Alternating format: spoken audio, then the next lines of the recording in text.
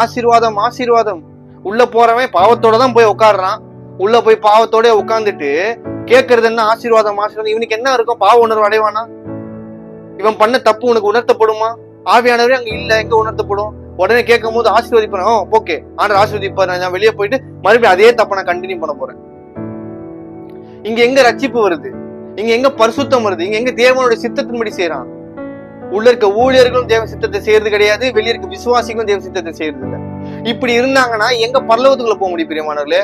ஆனா ஒண்ணு ஆண்டோடைய வருகை வருகைன்னு சொல்றாங்களே, வருகைக்கு என்ன ஆயத்தமா இருக்கும்?